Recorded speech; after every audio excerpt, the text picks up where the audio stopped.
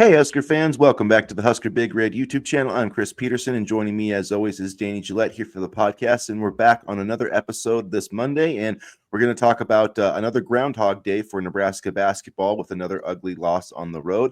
But there is a chance that the Huskers in football will be adding some offensive line help, which I know a lot of you guys have been hoping for. So we're going to discuss the latest on that, plus some other news and notes around the Big Ten and Nebraska. Before we get into that, please hit the like button, hit the subscribe button, get into the comment section. Danny, how are you doing on this Monday morning? Doing good, doing good. We're heading into February. It's hard to believe, and still a lot of news on the Nebraska front, so I'm ready to get into it. Yeah, and we've got the Super Bowl matchup now set with the Chiefs and the Eagles winning last night. Cam Jurgens was hurt, wasn't supposed to play, and then did have to play for the Eagles yesterday. So Good. that was kind of interesting. So he'll be going back, or he'll be going to the Super Bowl, I guess. I don't think he was on their last Super Bowl team. And then Nebraska future D-line coach Terry Braden was, part of the Chiefs' win last night. He celebrated with Dawson Merritt and Dylan Raiola were actually at the Chiefs game in the locker room, so that was kind of cool to see. I know a lot of people aren't wanting to see the Chiefs win it again, but it's kind of hard to see them getting stopped. But we'll see. Maybe Philadelphia will pull it out this time. Yeah, the Chiefs definitely benefited from a couple lucky calls on Sunday, and now I'm starting to understand why people hated the Patriots and Tom Brady so much. So, it is what it is. I'm hoping they don't get that three-peat, but I could see it happening. With that being said, the Eagles were an absolute buzzsaw through the Washington defense yesterday, so I think it's going to be a good game. I was rooting for the Bills and Commanders just to kind of switch things up a little bit, but we're in the midst of a potential. I'm not going to say potential. We are in the midst of a football dynasty, so you know how these things go. New England fans saw it. Let's see, 3 separate times over the course of Tom Brady's career, and now we're in the middle of one with the Chiefs. Yeah, it's been an impressive run. I mean, 7 straight championship game appearances for Patrick Mahomes, which I think is pretty incredible. Although Tom Brady had a pretty great record in that regard as well. But yeah, there is a lot of frustration with the officiating, and I think the one play is the Josh Allen sneak play where looked maybe like he got the first down. Here's my thing: I've been saying this for years. I don't know why we have not put a chip in the football. It's like, why in the year of our Lord 2025 are we having 2 old dudes from 20 yards away running in and guessing where the ball is? It absolutely drives me crazy. It's driven me crazy for years.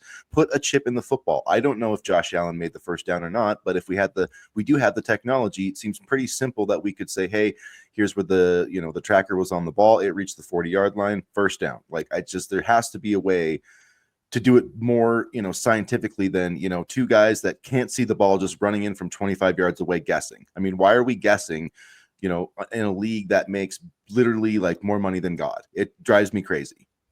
Reminded me a little bit of the Ohio State game Yeah. with some of the missed first down calls. But yeah, no, it's really interesting. And as a Patriots fan, I hate to say it, but I do like Josh Allen. I like him a lot. I thought he should. I think he's a very solid quarterback, very mobile quarterback, can make tough throws. He's done a lot this year with, I'm not going to say bad receivers, but no elite receivers, and I was really hoping to see him make his first Super Bowl, and then Jaden Daniels was an absolutely fantastic story this year for the Commanders. They've been looking for their franchise quarterback ever since the departure of Robert Griffin III, and Daniels is that guy. And I was just talking about this with some friends the other day. I think when you look at this NFL rookie class, you have Jaden Daniels, Caleb Williams, Drake May, Bo Nix. You're looking at a group that's going to be very, very special for years to come. And I know some people were a little bit hesitant about the talent in this quarterback class, but they've all proven that they're here and they're here to stay.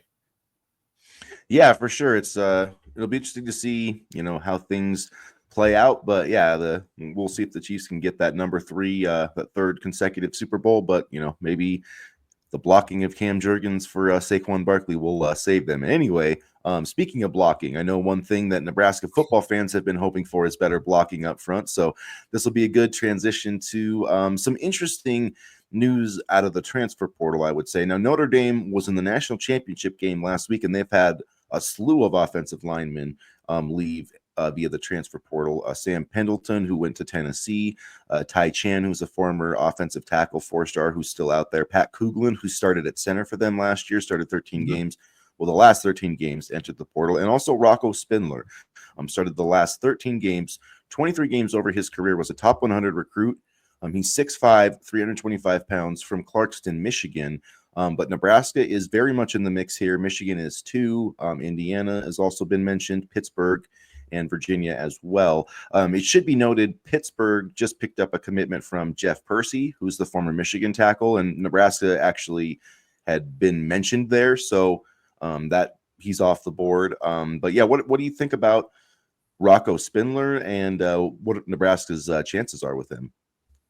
I really like him as a player. You know, he started week 3 against Purdue, and he was able to kind of start the rest of the way.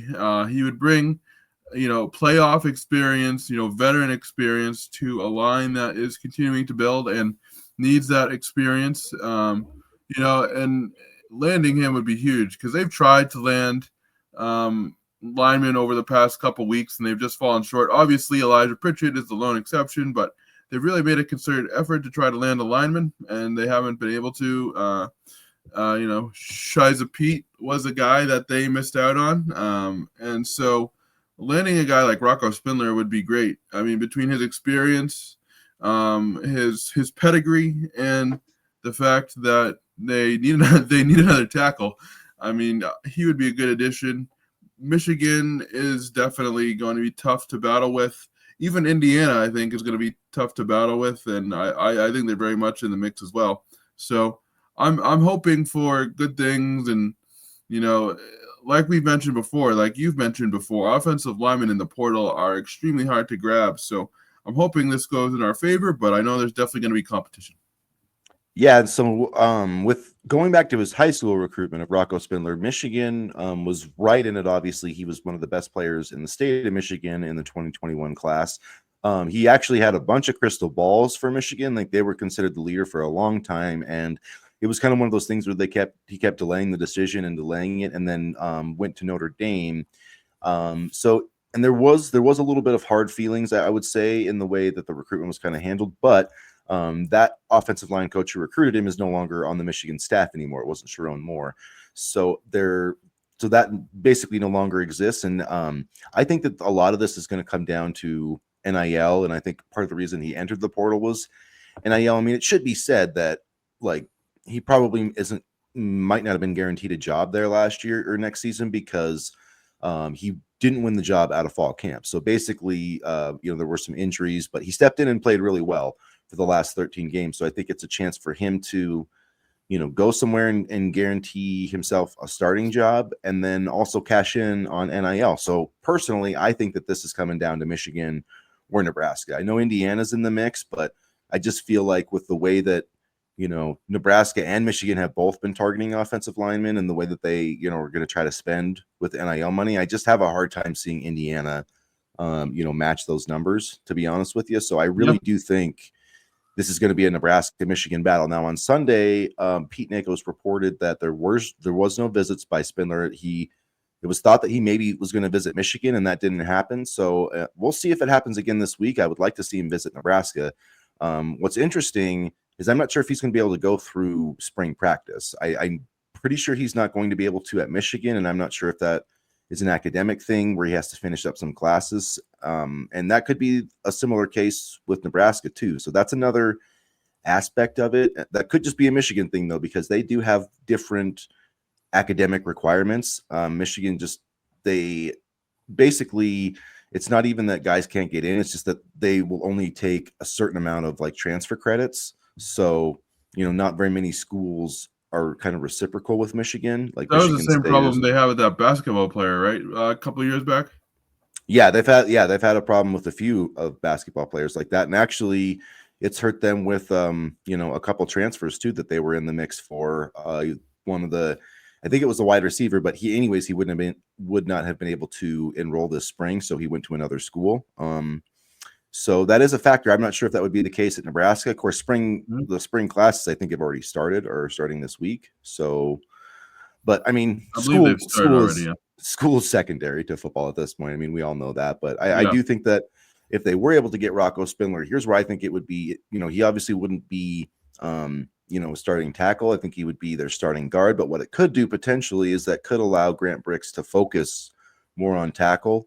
I've seen him on the depth chart at guard, and if you've got Spindler, you could have Evan Jenkins play center. You've got Latowski at your other guard, and I feel like that could maybe free him up to be, like a swing tackle. I mean, I know that Nebraska fans want another tackle, but to me, it's starting to feel like, Gunnar Gatula and Pritchett are going to be the two guys. And so I'm kind of thinking more about depth, because like I've said before, it's hard to make it through one season with two tackles.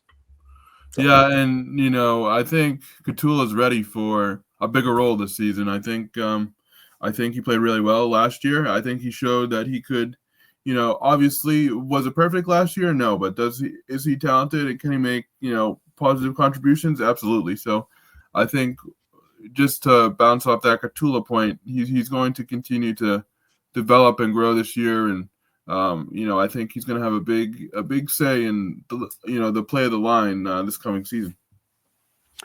All right, you guys. Now we're gonna have to bite the bullet and talk some Nebraska basketball, and it was another disappointing day. Nebraska was at Wisconsin, and what's disappointing about it is you go into this game in Nebraska. According to the ESPN bracketology, still on the bubble, one of the last 4 teams out.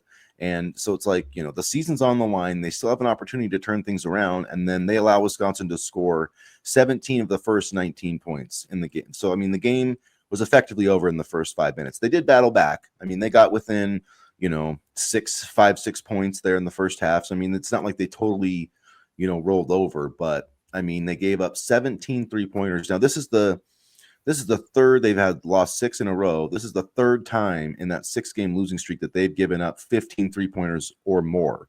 And 3 of those, Iowa, Purdue, and now this game. And that, I mean, I know those teams shoot the ball well, but to me, that's just unacceptable. 15 3-pointers to happen 3 times. I mean, I know Fred Hoiberg keeps sitting there saying it's not a problem with the scheme, but I don't believe him. I mean, you look at it last year, they had the same issues.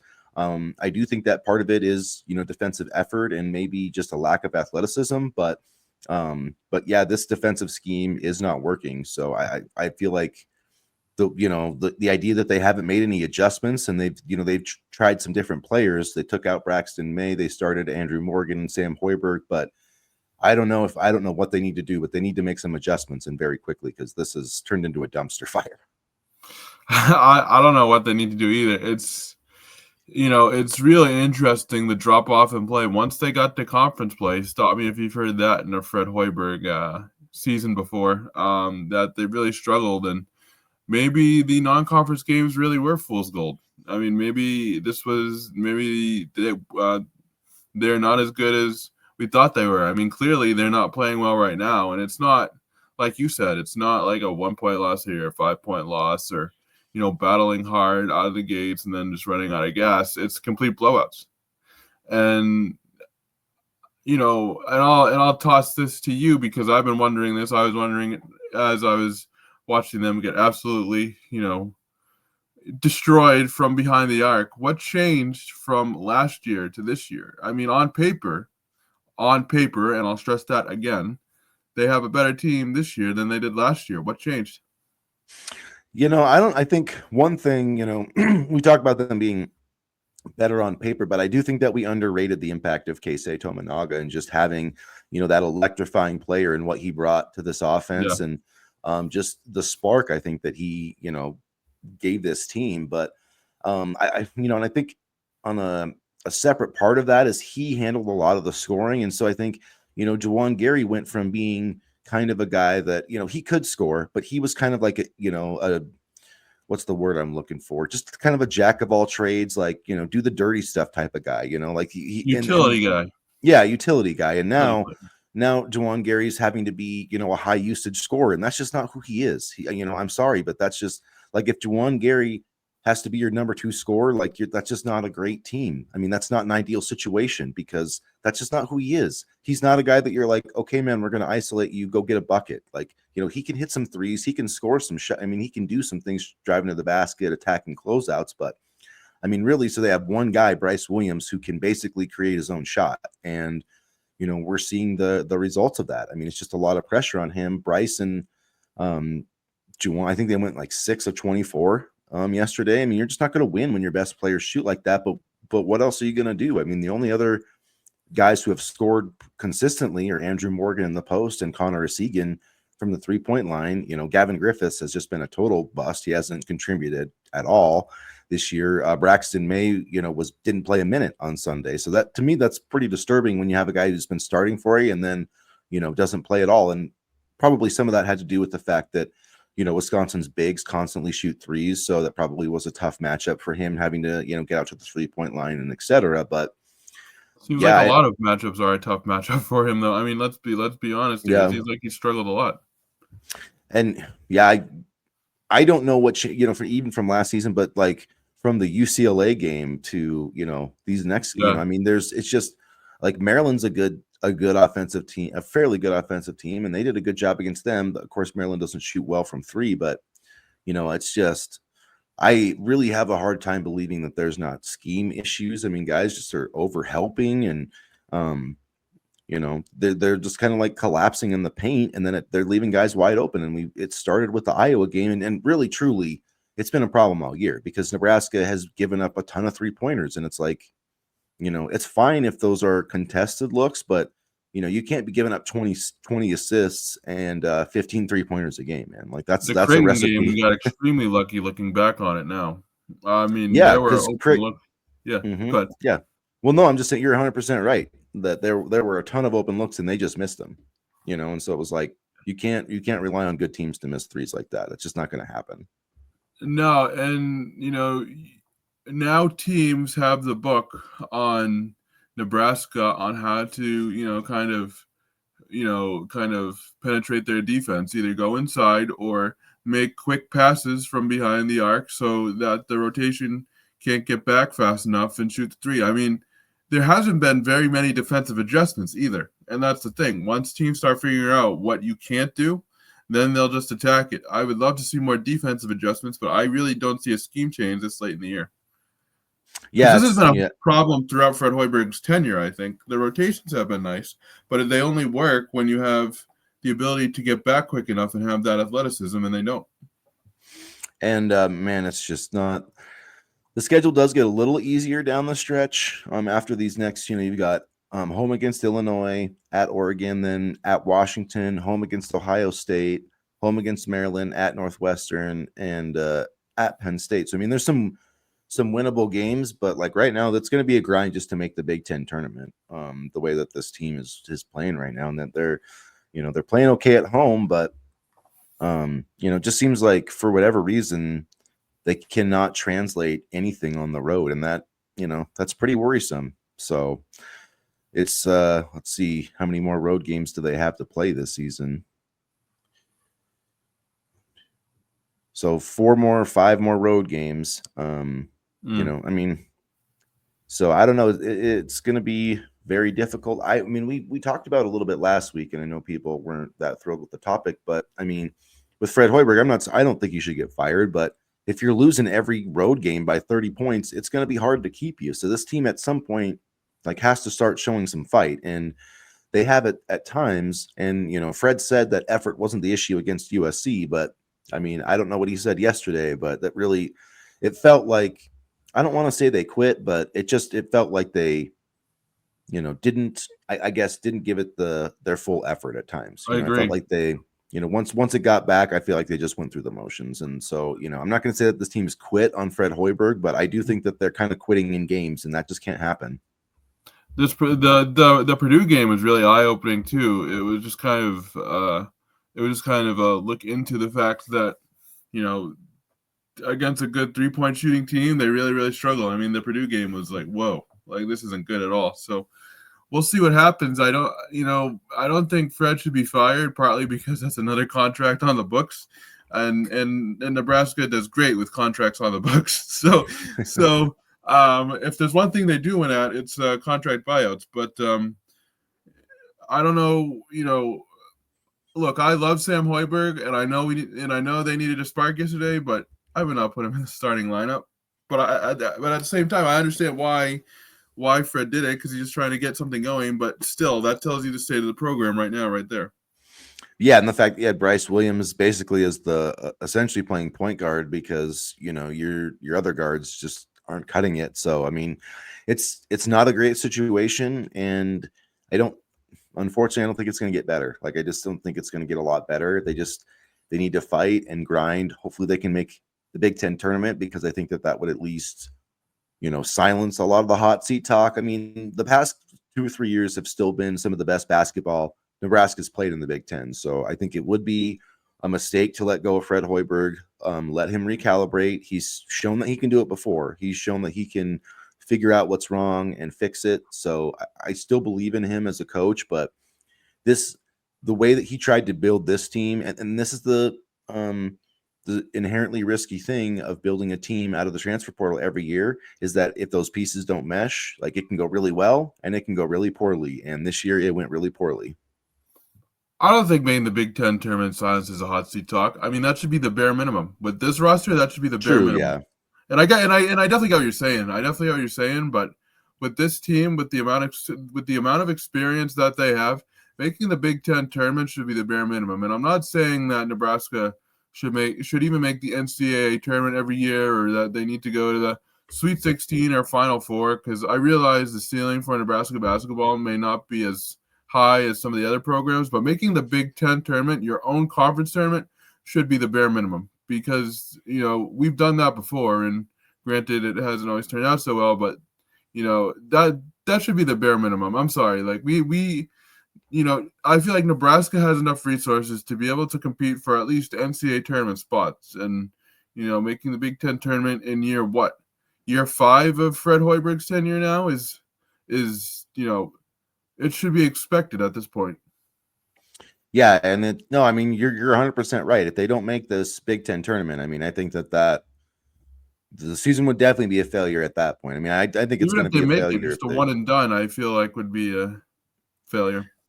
And so looking at right now, Washington is 1-8. Nebraska's 2-7, so Nebraska's in 17th place, and then you've got Rutgers, Minnesota, Northwestern, and Ohio State all tied at 3-6. Ohio State 3-5, Iowa's 4-5. So really kind of jumbled in there.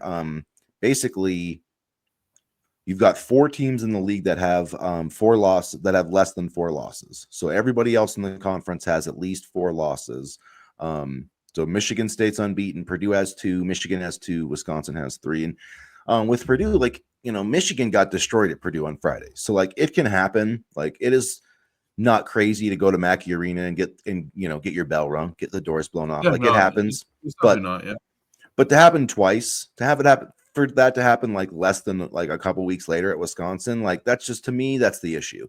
I can take a blowout loss, but when you have a couple like that, and I'm thinking what happened. I mean, the way that they just got, if you include the second half of Iowa when they lost that by 20. I was gonna say the Iowa game kind of started all I feel like kind of started all of this.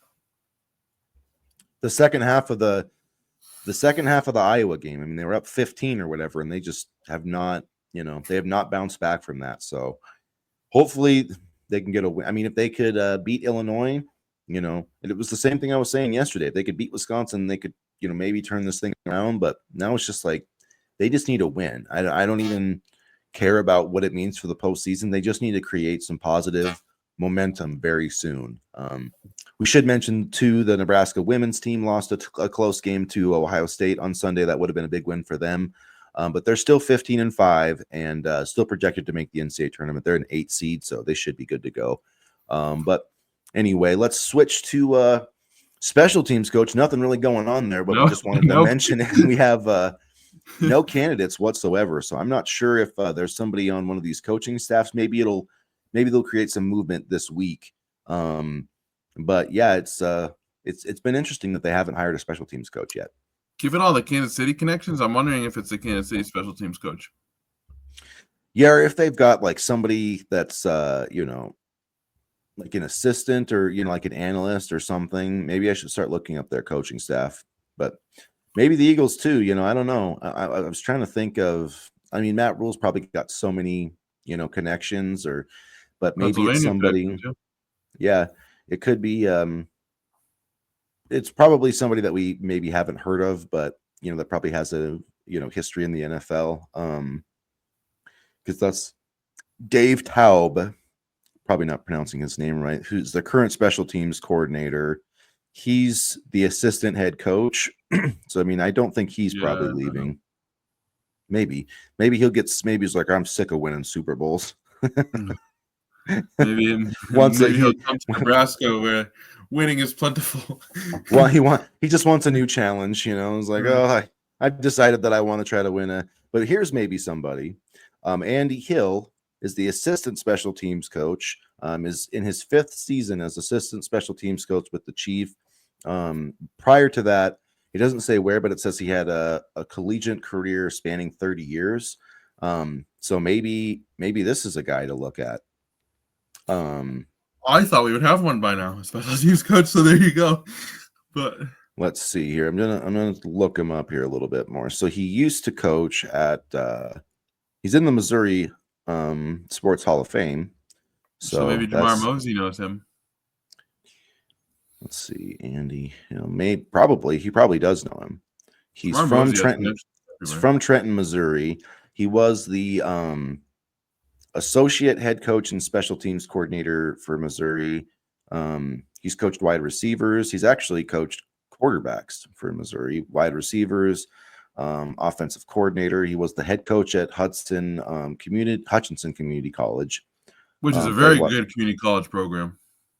So yeah, maybe Andy Hill's the guy. Maybe he's somebody we should start talking about, because I don't know who else it could be. I mean, it can't be a college coach at this point. I mean, I know we're going to talk about this, but I know we just had Jim Knowles leave Ohio State to Penn State, you know, so I mean, it's not like there's not coaching changes, but I don't feel like there's that kind of move, you know, in college football for Matt Rule. Like, I don't think he's swiping away another team's special teams coach. And if he was going to do it, I feel like it would have happened already. So, you know, I feel like it is one of these NFL coaches, and maybe, you know, when you look at that name, Andy Hill, that kind of makes a lot of sense. He works with Terry Braden right now. They just got him, you know, and he was basically kind of a similar role, like an assistant defensive line coach, you know, guy who's coached a lot in college. And so I don't know, that would make a lot of sense. Maybe he probably knows there would be Jamar something Mosey. to that.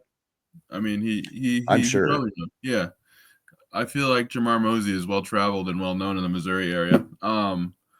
Plus Dawson Merritt, you know, you've already got multiple, because you have, you know, Dawson Merritt's dad, obviously Dawson Merritt senior coaching for the Chiefs, and then you know, the D-line coach. So like there's multiple connections in that building to Nebraska. Yeah. And you know, I thought we would have a guy by now, but maybe they're waiting. Maybe they're waiting just to, you know, maybe after the Super Bowl.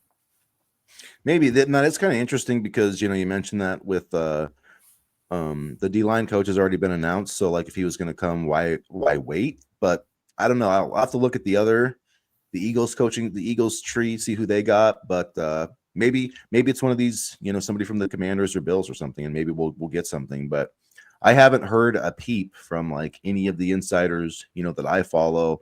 No, you know, I haven't either. So it'll be, but definitely I don't think it's connection. Maybe John Butler knows somebody. Yeah, that's true. Yeah, I didn't even think about that. Could be. You know, we thought maybe you know, Holgerson would have you know, with Mark Scott from Baylor, that maybe there would be a tie there that would get it, but obviously that's, you know, that's not happening. I mean, just waiting for an NFL guy would kind of make sense, because like as we talked about before, they're building an NFL type staff. So I mean, a lot of the coaches have had experience in the NFL. Braden, Butler, Rule, obviously, you know, guys who have either played in the NFL, coached in the NFL, and so I bet you it's one of these NFL guys. I mean, the Bills have an assistant special teams coach, Corey Harkey, who's done. He was a special teams coordinator for Tennessee State and has coached, you know, tight ends. So he's been with the Bills for the last 3 seasons. So there's, you know, somebody like that. It's got to be somebody like that who they're trying to, you know, like get an upgrade for. And I think they've been smart about, you know, kind of going after some of those guys. I'm trying to see if there's just anybody else, you know, like the guys who do like quality control and, you know, stuff like that. And then, but yeah, while we're on the topic of assistant coaches, it is pretty interesting to see, Jim Knowles leaving Ohio State for Penn State. Now, Penn State made him the highest paid defensive coordinator in college football history. He's making 3.1, or he's going to make like 3.1 or 3.2 million. They basically took his salary at Ohio State and offered him $1 million raise. So like Penn State's going all in, but I still feel like their biggest problem might be their head coach in big games. But I don't know. What do you think about that move? It's an interesting move because you don't really see a ton of lateral moves like this, but Penn State's defense, they gave up only 16.5 points per game and only a little over 294, almost 295 yards per contest. So it's not like they were necessarily a bad defense either. So I think Knowles will make them stronger. He's a damn good defensive coordinator, and you really don't see too many lateral moves like this. But like you said, I think the problem starts at the top, and I've never been a huge James Franklin fan, but as far as the defensive side of football is concerned, I think Knowles is going to be great for Penn State. I know you're not a big Drew Aller fan, so I did think it's interesting. I don't know if you saw this, but Joe Klatt, when he released his preseason top 10, he's got Penn State number 1. I thought that's a little. I mean, that is interesting. Yeah, I would say personally, I would say Texas, and then probably Ohio State, just because even though they're losing a ton of guys, they're still Ohio State. I just would not rank until Penn State can actually beat Ohio State, or a Michigan or somebody like that. I just won't believe that they'll ever do it. And in a big game, he has beaten Ohio State, he has beaten Michigan, but never in one of those super big games to get to the Big Ten title game. He just never does it. And so, is that going to change next year because they got Jim? I just don't think their defense is going to be that much better.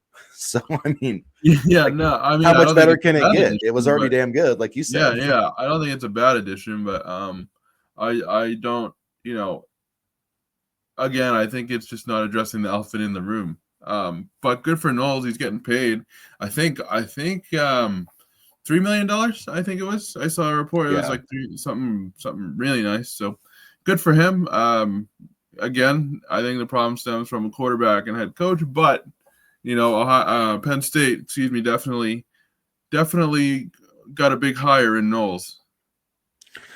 So while we were talking about that, I've been doing some more checking. Here's another guy from the Eagles staff, Joe Panuzio. He's the assistant special teams coordinator there. Coordinator there. He's got 44 years of experience in the NFL and college. He spent the last 4 years with the Eagles, but he's been with Miami, the University of Miami before, Miami, Florida. He was the head coach for Murray State. He's worked at Auburn and Mississippi, so he would be a guy that feels like he would be a home run hire. Has been doing it for a very long time. And then they do have another guy who's younger, Tyler Brown, who's a special teams assistant. He has been a special teams assistant for the past couple of years. That feels like he would be, but reading through his bio from 2014 to 2015, Tyler Brown worked under Matt Rule as a special teams consultant at Temple. So after doing some research, there is a connection to an assistant coach on one of these staffs, and maybe that's where the Huskers are going to be going here. Tyler Brown, you heard it here first. Let's see. So during the 22 season, he worked with the specialty. He was a quality control assistant for special teams from 2021 and 2022. And the last 2 years, he's been an assistant. So 4 years he's worked with the Eagles special teams. And then which have been pretty good. They've had a good special teams unit. So, and then prior to that, he actually worked at Michigan. He was a special teams graduate assistant for 2 years and a special teams analyst for 3 years. So he actually spent 5 years on Jim Harbaugh's staff, and so he's been around the game. So this might be the guy. This Tyler Brown might be the guy. Has a title rule, been in the NFL for 4 years, coached under Jim Harbaugh, and you know what? Michigan had some pretty damn good special teams. You look at Jay Harbaugh and Jim Harbaugh, and that's their special teams play from when Harbaugh took over was some of the best in the Big Ten. So if they could replicate that, I would be all for it. I always forget about Jay Harbaugh. It's like Cooper Manning out of the three Manning brothers. I always forget that there's one other guy. But no, I mean the Philadelphia special teams have been extremely strong, and you mentioned his Matt Rule and Michigan ties, so he has experience in the Big Ten, and I'm just excited to see consistent special teams play. I know it's I have to go through all the analysis of this guy, that guy, but I just want good special teams play. It's been a long time since we've had consistent special teams play, and so maybe we'll know more after the Super Bowl. But even then, at that point, it would be really late because spring practices are pretty much next month because we're almost in February now. So. But here's another thing though that we talked about the Chiefs and Terry Braden and how he was kind of announced, but the Eagles, it's a different organization, so maybe they have a different kind of philosophy or mindset on that. But I don't know. That seems like that would be a really great fit for Nebraska. Either one of those guys that we talked about. It does feel like it's an NFL guy though, because why else would it take so long? Just doesn't make any sense. So I feel like it helps for recruiting if you have an NFL staff. So. Speaking of NFL, young guy too. Speaking of NFL, Nash Hutmacher, Polar Bear, got a shout out from NFL draft analyst Tony Pauline on Saturday. Pauline said that Nash was, something to the effect of he was running over blockers, and I actually saw him in a one-on-one drill. It was just a little drill, nothing major, but he looked like he had the speed and explosiveness, and as I talked about before, I was responding to some comments on Facebook. I think the Shrine Bowl did really, really, good things for Trey Palmer's stock a couple years ago. So there's definitely something to be said about performing well in the Shrine Bowl. And I think Nash, there's so much good defensive line play in the Big Ten, and sometimes some of these guys can get overlooked. So I think Nash will be able to boost his stock with a couple more good days and then a good game in the Shrine Bowl. Yeah, Nash, I think, does have a chance to. He's definitely going to get drafted, and he, I think this year he didn't even necessarily put his best foot forward. With he lost all that weight with wrestling and everything. So I think I feel like the wrestling and losing weight kind of maybe hurt him a little bit. We talked about his mobility and how that might have helped him, but I think losing weight, honestly, at the end of the day, kind of hurt him, unfortunately. Yeah, and trust me, those NFL guys probably want you to be more in that 330 range, but I mean he's an elite run stuffer, so he's gonna find a home, and I think he's gonna be in the league for a long time. So it'll be fun to watch him this week, and then the Senior Bowl starts up, and we've got the Huskers have Ty Robinson, Tommy Hill, and Thomas Fidone there, and I feel like Ty Robinson is going to be a day 2 pick, but I think he has a chance to potentially, he's getting some buzz as a late first rounder, so this is a really big week for him. A lot of those teams, like the Green Bay Packers, even they love Senior Bowl type of players, those senior producers. And if he can test really well, and if he can test well, I mean, the dude's 6, he's got everything he could want. He could be a 3 technique, a 5 technique. He showed some interior pass rush ability, which is extremely valuable. So, we talked a lot about Tommy Hill coming into the season, and hopefully he can boost his stock after getting hurt all year. But Ty Robinson has an outside chance to be, the guy who ends that streak of no first-round picks. I am very, very curious to see how Thomas Fidone does, because I think he made a mistake, honestly, if I'm being honest here, by declaring for the NFL draft. But I'm very curious to see how he does, and I hope he does well. I really do. I'm just wondering, if he will be able to get drafted at all, because I understand it might have been a thing where Holgerson might have said there's no room for you or whatever, but I don't know if going to the draft was the best thing for him, but I hope he does well. I really do, because if he can do well, the tight end and what it means to the passing game in today's NFL, they're very important. So I'm hoping he has a strong showing. Yeah, I think the combine is going to be really important for him too, just how he runs and all that type. If he can post a good time, that's going to help him. If he has a bad time, then I feel like he's going to be an undrafted free agent. So, I mean, not to put it all on how fast you run, but when it's a guy like him who's had injury problems, I feel like that's really going to have a big factor on it. Yeah. And quite honestly, he was a little bit slow last year. So, yeah, I mean, we'll see. I'm not trying to talk badly on him. I just think there's a lot of things working against him that didn't necessarily warrant, maybe going to the NFL. But I am curious to see how Tommy Hill tests, because when he's at healthy and at his best, and when the plantar fasciitis wasn't bothering him, and boy, that's a tough injury. He was obviously one of the best corners, I think, in college football. So I'm curious to see if he can remain healthy enough and boost his stock enough to where he can get drafted. Yeah, it's probably the most important week for Tommy Hill, right? Because he didn't get a chance to put much on film, No. after that Colorado game. So, I mean, if he could go out there and look healthy and cover guys, and that's the thing, is you get a chance to do a lot of, 7-on-7, 1-on-1. If he can look good in those drills, I think he could be a day 2 pick too, honestly, because, Yeah. really good cover corners and guys who can play man, like Tommy Hill can play man. You can put him on an island and he can play man coverage. He's 6'1" and he runs, he's healthy. He runs like a 4.3. So, He was a but yeah, converted wide receiver in high school. Remember that too. So he does have that speed, like you mentioned. Yeah. yeah. So, so that'll be interesting to watch those guys. That seems like a good spot to wrap it up. So keep an eye out on some news for the special teams coach, although I'm thinking we're not going to hear much until after the Super Bowl happens. So, at any rate, keep an eye also for the Rocco Spindler. We'll try to keep some updates going for that. And please make sure that you guys hit the like button again, hit the subscribe button if you haven't already, get into the comment section. And as always, go Big Red. Go Big Red.